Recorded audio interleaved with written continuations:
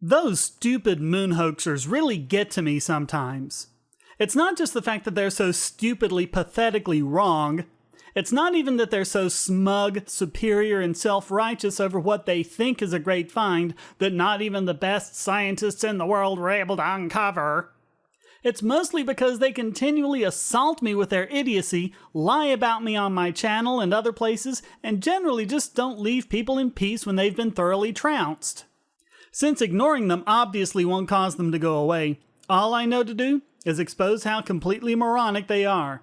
Although they won't even see it. Well, I'm going to do it with a piece of footage they say is unassailable. The Apollo 15 flag waving as David R. Scott passes it. Now, I've debunked the waving flag so much it's a wonder anyone even tries. Showing that A, they only move when an astronaut interacts with them, and B, they always swing slowly to a halt instead of stopping due to air resistance, every single piece of flag-waving footage can be explained. Look at this! Even in their prize footage, the flag swings and swings and swings long after it would have stopped if it had actually been subjected to 1 atmosphere of air pressure.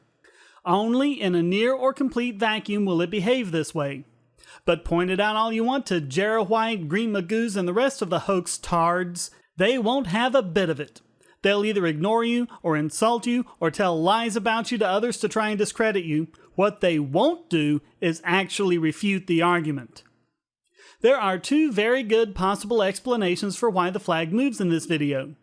One is simply that Scott brushed up against the flag with his arm as he went past. The other is that there is a triboelectric effect going on. The nylon flag would have easily built up a static charge in transit and could easily have been attracted to Scott's spacesuit like socks fresh from the dryer. Since the airless moon has no humidity to break down the static charge, it will be effective over a longer distance. The moon hoaxers insist that Scott is too far away from the flag for either of these to be the case. Well, let's try it. Let's set it up in a computer 3D environment and see if we can tell just how close Scott comes to the flag. The first thing we need is the flag's real dimensions. Scaling is very important in this kind of examination, so it's important to have the genuine size.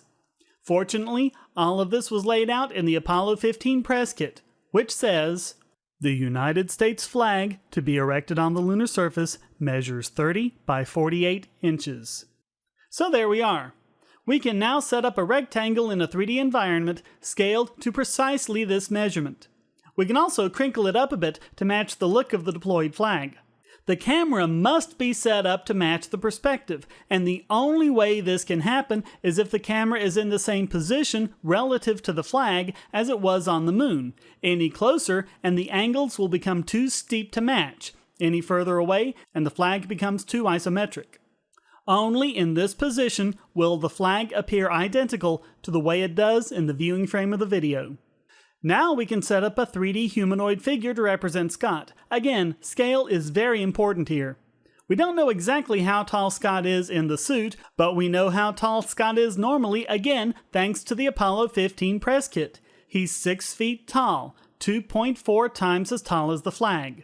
So we can make our figure 6 feet tall to represent Scott inside the spacesuit. We flex his knees as he would in the pressurized suit, and we have him lean forward the same amount to compensate for the weight of the backpack. We can see that the eyes in the helmet are in the middle of the visor, just as they should be. We can also see the position of his arms in the video and adjust our figure to match. Obviously, this is not precise, but it should give us a general idea of where Scott was in relation to the flag. Keep in mind that we're not really interested in whether or not this figure touches the flag. The figure is in a suit, and there's bound to be a small margin for error in the way the 3D environment is set up. The thing we're looking for is Scott right next to the flag, or is he, as the hoax tards claim, way too far away to touch it or affect it triboelectrically? First, now that we've got everything matching a clear frame in the video, let's move our Scott proxy forward to where he's closer to the flag along his line of travel.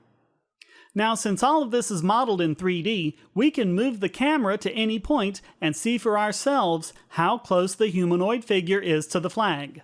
Look now at the size of the figure relative to the flag. The moon hoaxers say that the only way the figure can be this large in the frame is if he's much closer to the camera than the flag, putting him too far away to have an effect on it other than by moving air. So what do you think? Do you think that the moon hoaxers are smarter than the best scientists in the world and have uncovered the greatest conspiracy ever?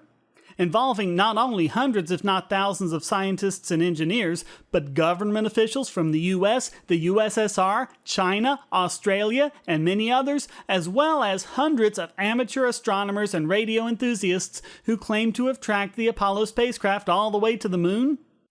Or, since even special needs children know we landed on the moon, are the moon hoaxers dumber than they are? I'll give you a minute to contemplate it.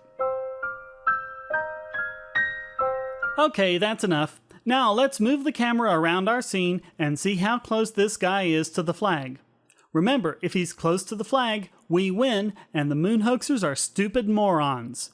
If he's far away from the flag, the moon hoaxers win, and we all have to stand in awe of their intelligence and insight, and maybe even give them a Nobel Prize. Let's find out. See, he's way close. You can clearly see that, in a bulky spacesuit, he would absolutely brush up against the flag with his elbow, or at least come so close to it that the triboelectric effect would move it. Personally, I think he's so close we can just conclude he brushed it with his elbow. So, as it turns out, the moon hoaxers are dumber than special needs children.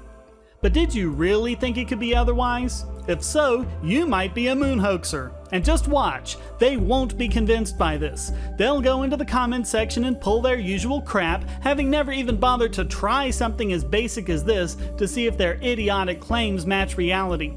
Because to them, it's not about being right, it's about their egotism. They have to be smarter than everyone else and superior to everyone else and know things that no one else knows and everyone else is too stupid to accept. Moon hoaxers are to be laughed at, mocked, and ultimately pitied.